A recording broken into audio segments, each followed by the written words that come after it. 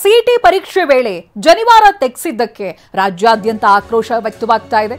ಬೆಂಗಳೂರಿನ ಬಸವನಗುಡಿಯಲ್ಲಿ ಅರ್ಚಕರು ಪ್ರತಿಭಟನೆ ಮಾಡಿದ್ದಾರೆ. ಪಾದಯಾತ್ರೆಗೆ ಅಂತ ಮುಂದಾದಂತ ಅರ್ಚಕರನ್ನ ಪೊಲೀಸರು ವಶಕ್ಕೆ ಪಡೆದಿದ್ದಾರೆ. ಧರ್ಮಕ್ಕೆ ಅವಮಾನ ಮಾಡಿದವರಿಗೆ ರೂಲ್ಸ್ ಕೇಳಿಲ್ಲ, ಆದರೆ ನಮಗೆ ಹೇಳೋಕ್ ಬರ್ತೀರಾ ಅಂತ ಅರ್ಚಕರು ಆಕ್ರೋಶವನ್ನು ವ್ಯಕ್ತಪಡಿಸಿದ್ರು. ಪೊಲೀಸರು ಇದೀಗ ಅರ್ಚಕರನ್ನ ವಶಕ್ಕೆ ಪಡೆದಿದ್ದಾರೆ ಅನ್ನೋದು ಗೊತ್ತಾಗ್ತಾ ಇದೆ. ದೃಶ್ಯದಲ್ಲಿ ಗಮನಿಸ್ತಾ ಇದ್ದೀರಾ ನೀವು.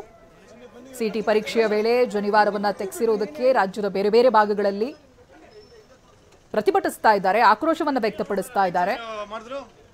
ಈ ನಡುವೆ ಬೆಂಗಳೂರಿನ ಬಸವನಗುಡಿಯಲ್ಲಿ ಅರ್ಚಕರು ಪ್ರತಿಭಟನೆ ಮಾಡುವುದಕ್ಕೆ ಮುಂದಾಗಿದ್ರು. ಪಾದಯಾತ್ರೆಗೆ ಮುಂದಾದಂತ ಅರ್ಚಕರನ್ನ ಪೊಲೀಸರು ವಶಕ್ಕೆ ಪಡೆದಿದ್ದಾರೆ. ಆಗ ಪೊಲೀಸರನ್ನ ಪ್ರಶ್ನೆ ಮಾಡಿದ್ದಾರೆ ಅರ್ಚಕರು. ಧರ್ಮಕ್ಕೆ ಅವಮಾನ ಮಾಡಿದವರಿಗೆ ರೂಲ್ಸ್ ಕೇಳಿಲ್ಲ, ಆದರೆ ನಮಗೆ ಹೇಳೋಕ್ ಬರ್ತೀರಾ ಅಂತ ಆಕ್ರೋಶವನ್ನ ವ್ಯಕ್ತಪಡಿಸಿದ್ದಾರೆ.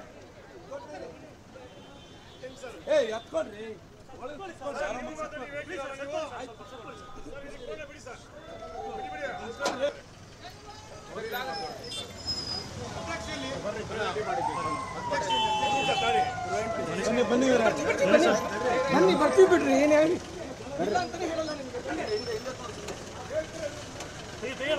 ಸರ್ ಮಾಡಿದ್ರು.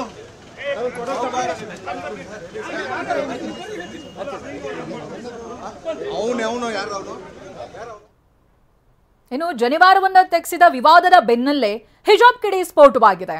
ಹಿಜಾಬ್ ಹೋರಾಟಗಾರ್ತಿ ಆಲಿಯಾ ಸಾದಿ ಪೋಸ್ಟ್ ಒಂದನ್ನು ಮಾಡಿದ್ದಾರೆ. ಆ ಪೋಸ್ಟ್ ನಲ್ಲಿ ಏನಿದೆ, ಜನಿವಾರ ಬ್ರಾಹ್ಮಣರಿಗೆ ಎಷ್ಟು ಅಗತ್ಯವೋ ಹಿಜಾಬ್ ನಮಗೂ ಅಗತ್ಯ. ಜನಿವಾರ ತೆಗೆಸಿ ಪರೀಕ್ಷೆ ಬಹಿಷ್ಕರಿಸಿದ್ದಕ್ಕೆ ಬ್ರಾಹ್ಮಣರು ನೋವನ್ನ ವ್ಯಕ್ತಪಡಿಸಿದ್ದಾರೆ.